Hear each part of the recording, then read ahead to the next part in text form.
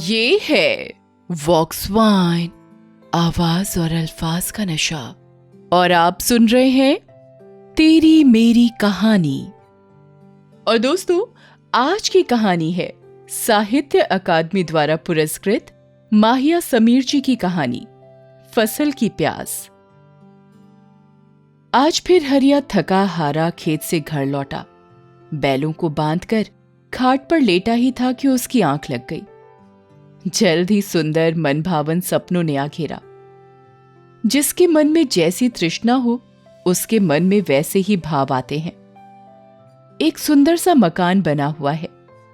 घर के एक कोने में दो बड़े लंबे तगड़े बैल गले में घंटियां बजाते चारा चर रहे हैं। दूसरी ओर एक सुंदर सी हल्के लाल सफेद रंग की कोमल और लंबे से मुख वाली गाय अपने छोटे से गोल गोल मुख वाले बछड़े के साथ लाड़ प्यार करती हुई। लड़का घर के किसी आवश्यक कार्य से कहीं बाहर गया हुआ और छोटी सी गुड़िया के बराबर की लड़की, जो कुछ दिन पहले ही चलना सीखी है, अपनी माँ के पीछे पीछे किसी बात को लेकर हट करती हुई। इस स्वर्णिम स्वप्न ने कुछ जड़ें जमाई ही थी कि हरिया की पत्नी ने जोर से कंधा हिलाया और पानी का लोटा नीचे रखकर खाना तैयार है, पहले नहा लो, कहकर चली गई। हरिया खाट पर उठ बैठा और कुछ समय के लिए उस सुनहरे स्वप्न का शोक मनाने लगा। फिर लोटा लेकर हाथ मुंह धोकर आवाज लगाई कि खाना ही ले आओ। मन ही मन नहाने का कार्यक्रम ज्यादा थकान की वजह से कल पर टाल दिया था। हरिया ने खाना खाया और फिर बैलों की तरफ चला गया।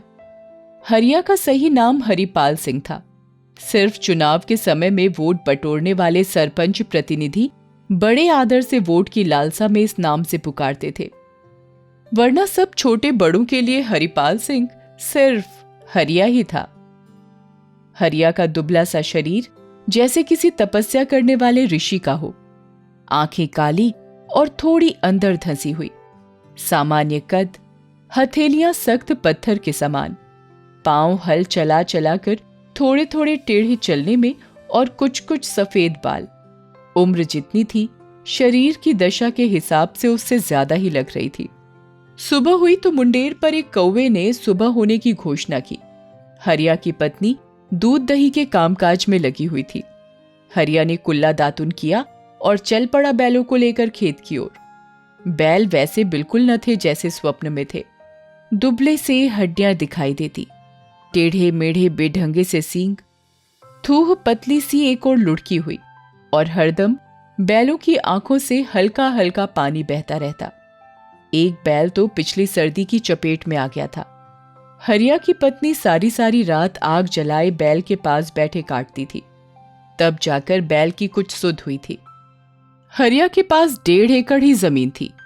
उसमें गुजर बसर मुश्किल था, तो उसने एक जमींदार की भी 4 एकड़ जमीन हिस्से पर ले रखी थी। जमींदार देखने में बड़ी बड़ी मूंछें, लंबा चौड़ा कद, पांव में बड़ी बड़ी नोकदार जूतियां और चेहरे पर एक बड़ा सा पुराने घाव का निशान। जमींदार के पूर्वजों के पास अंग्रेजों की मुखबरी का इनाम ये जमीन थी। जमींदार इतना तेज और चालाक था, उसे पता चल जाता कि कब हरिया पैसे मांगने वाला है। उससे पहले ही वो गाली गलौज शुरू कर देता, बेवजह ही किसी बात पर बिगड़ जाता, जिससे हरिया पैसे मांगने की अरदास मन में ही दबा जाता। शाम के समय कई बार जमींदार हरिया को 1-2 घूंट दे देता और उस रोज का खर्चा हरिया के हिस्से लिख देता। नहर में पानी हर साल घटता ही जा रहा था। कभी जमाना था जब इन्हीं खेतों में गन्ने की फसल हुआ करती थी। 1-2 कोल्हू गांव में अब भी सबूत के तौर पर था। अब तो ट्यूबवेलों के सहारे कुछ फसल पकती थी। तेल के दाम दिनों दिन आसमान छू रहे थे और फसलों के दाम पाताल की तरफ दौड़े जा रहे थे। ट्यूबवेलों में भी पानी का स्तर काफी नीचे चला गया था और पानी का स्वाद भी हल्का हल्का नमकीन हो गया था, मगर फसल के लिए अभी भी काम चलाऊ तो था। जेठ के महीने में चारों तरफ आग बरसती थी। आकाश में दूर दूर 1-2 सफेद बादल ठहरे हुए नजर आ रहे थे। हवा बिल्कुल थम सी गई थी। कोई झोंका आता तो जी में जी आ जाता था। खेतों में सभी किसान अपनी कपास के पौधों के बीच घास की खुदाई करने में लगे हुए थे। हरिया भी बैलों की सहायता से पौधों के बीच हल से घास काट रहा था। हरिया को उसकी पत्नी रोटियां लेकर आती दिखाई दी। सर पर टोकरी और बाजू में 2.5 साल की लड़की झुमकी, जो उसके प्यार का नाम था। हरिया ने बैलों को भी चारा पानी दिया और खाना खाने लगा। गर्मी में जान निकल रही थी। कुछ पसीने की बूंदें उसके चेहरे से होती हुई हाथ पर रखी रोटियों पर गिर रही थी। प्याज की बनी मिर्च और लस्सी के साथ खाना खाकर हरिया सब थकान सी भूल गया। खाना खाने में इतना आनंद आया जो पहाड़ों पर बने किसी भी होटल के खाने में भी नहीं होगा। लस्सी इतनी शीतल जो घूंट पीने में आत्मा तक ठंडक पहुंचाती, और खाने के बाद गुड़ का स्वाद जो दुनिया की किसी भी मिठाई में शायद कभी नहीं हो सकता। राजा के 56 भोग भी फीके थे इस भोजन के सामने। खाना खाकर हरिया ने डकार ली और साथ में ओम हरिहर का उच्चारण किया, जो मानो प्रभु को भोजन के धन्यवाद का स्वरूप था। आज हरिया ने बगैर आराम किए दोबारा से बैलों को जोत लिया। उसकी पत्नी ने पूछा तो कहा कि भला जमींदार के कल 2 एकड़ का भी काम पैसे पर लिया है, कुछ 2 पैसे हल्के हो जाएंगे। और वो इसी लोभ में जल्दी से काम पर लग गया। झुमकी खड़ी खड़ी खेत की जुताई के समय आने वाले सफेद बगुलों को देख रही थी और मन ही मन किसी एक को पकड़ना चाहती थी। कभी उसकी आवाज से उन्हें उड़ाने दौड़ती तो कभी कंकड़ लेकर उनकी तरफ फेंकती। उसके लिए ये सजीव खिलौने विशेष आकर्षण का केंद्र थे। झुमकी का बड़ा भाई विनोद अब 5वीं कक्षा में हो गया था। चौथी में वो स्कूल में सबसे अव्वल आया था। बड़ा ही होनहार, सीधा साधा सा, कम बोलने वाला। स्कूल की छुट्टी के बाद घर और खेत के काम में हाथ भी बटाता था। जब किसी हवाई जहाज की आवाज सुनता और आसमान में देखता तो मन में अपने पायलट बनने के सपने को पूरा करने का एक पायदान और पक्का कर लेता। अगले दिन बहुत तड़के तड़के ही हरिया दूसरे जमींदार के खेत में जुताई के लिए चला गया और मजदूरी के लिए सारा दिन खेत में मन लगाकर काम किया। शाम हुई तो घर बैलों को बांधकर जमींदार के पास चला आज की मजदूरी मांगने। मगर जमींदार 2-4 अपने जी हजूरी वाले लोगों के साथ बैठा हुक्का पी रहा था। हरिया को आता देख जमींदार समझ गया और मन में बहाना ढूंढने लगा और हरिया को आते ही कह दिया कि कपास बेचकर दूंगा तेरी मजदूरी। हरिया के दोबारा आग्रह करने पर जमींदार बनावटी गुस्सा दिखाते हुए कहने लगा, तेरे 20 रुपए देने से पहले नहीं मरूंगा मैं। अब जमींदार को कौन समझाए कि मजदूर की मजदूरी उसका पसीना सूखने से पहले दे दी जाए तो मजदूरी पाने का आनंद दोगुना हो जाता है। हरिया खाली हाथ मन में आज और कल को लेकर विचार करता हुआ घर आ लौटा। नहर में पानी आने का दिन था, मगर पता चला अगले हफ्ते तक आएगा। कपास के पौधे पानी की बाट में मुंह लटकाए आसमान की तरफ देख रहे थे। धूल भरी आंधी से पत्तों का रंग ही बदल गया था। बादलों का कहीं कोई पता नहीं था। हरिया ने जमींदार से तेल के लिए पैसे मांगे। जमींदार मुंह में बड़बड़ाता हुआ पैसे ले आया। हरिया पर जमींदार की कलम का बोझ साल दर साल बढ़ता ही जा रहा था। आज हरिया अपने ट्यूबवेल को दुरुस्त करके पानी लगाने लगा और मेढ़ों को बांधता हुआ पानी में पांव मारता हुआ बैल वाली प्रसिद्ध रागनी मत ना बेच किसान मैन गुनगुना रहा था। भगवान की कृपा से फसल अच्छी खड़ी थी और लहलहाती फसल को देखकर सपने बुन रहा था। लड़के को इंग्लिश स्कूल में पढ़ाने के, गुड़िया को नए खिलौने दिलाने के, पत्नी के लिए नए कपड़े, बैलों के लिए सर्दी में घी, सबके लिए एक अच्छी दूध वाली गाय, और फिर कुछ बचता है तो अपने लिए भी नई जूतियां और अंगोछा। अचानक ट्यूबवेल की तरफ देखा तो ट्यूबवेल से पानी गिरता हुआ दिखाई नहीं दिया। हरिया फसल के बीचों बीच भागा कि कहीं इंजन गर्म होकर खराब न हो जाए।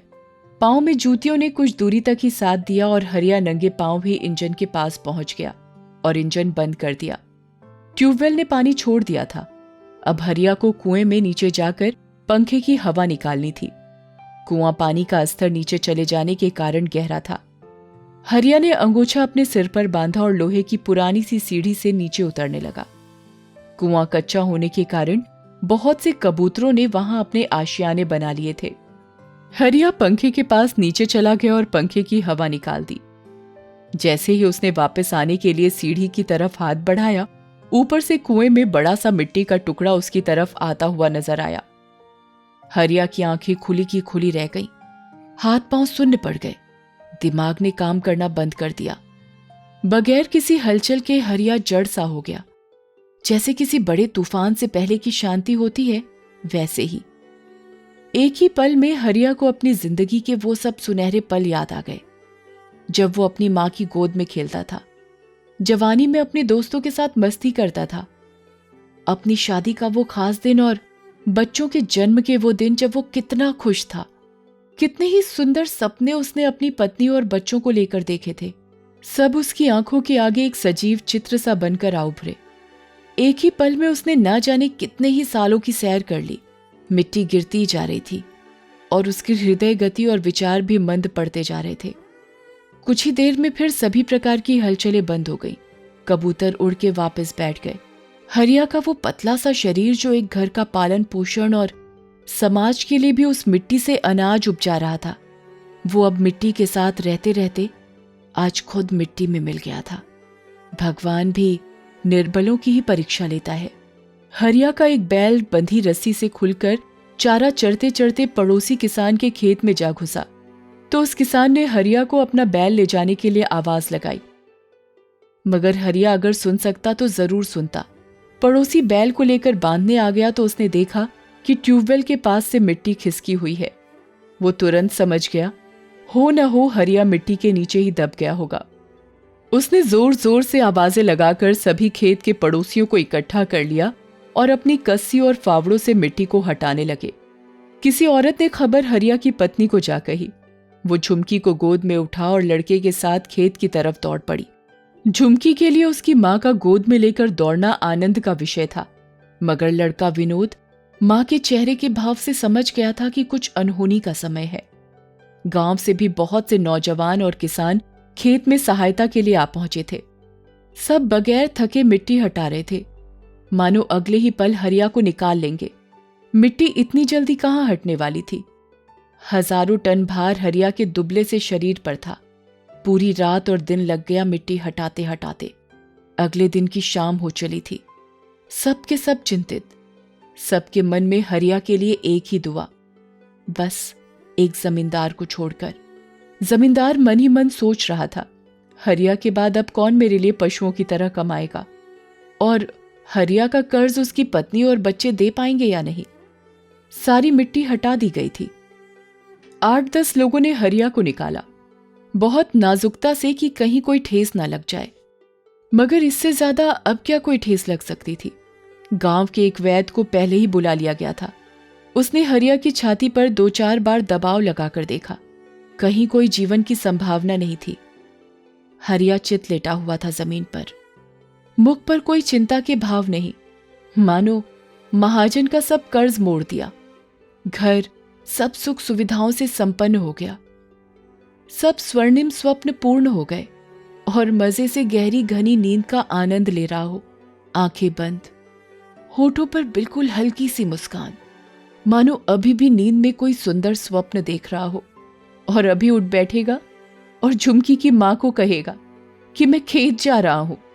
मगर विधाता ने भी तो कांटों की राह उन्हीं के लिए बनाई थी जिनके पांव में जूते नहीं होते।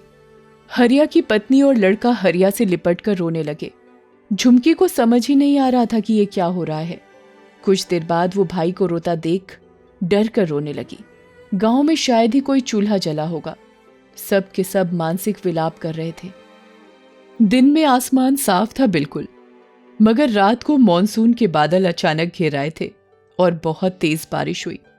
सब पेड़ पौधे लहलहा उठे। किसी भी फसल की प्यास बाकी न रही।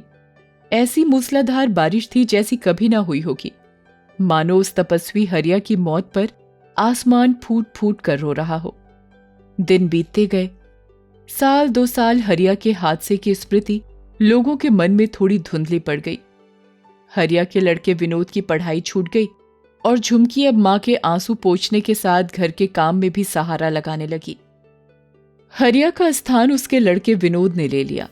सुबह हुई, विनोद ने कुल्ला दातुन किया और मां से कह बैलों को ले खेत की तरफ चल पड़ा।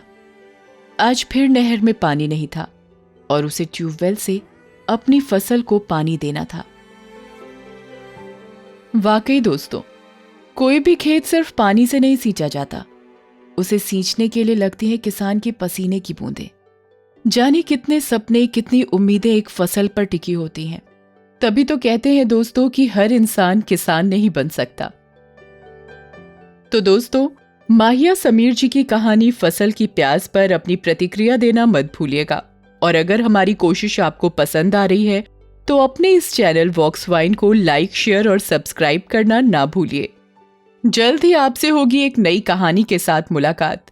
तब तक अपना ख्याल रखिए, अपनों का ख्याल रखिए, सपने देखते रहिए, अच्छी अच्छी किताबें पढ़िए और सुनते रहिए। वॉक्स वाइन, आवाज और अल्फाज का नशा।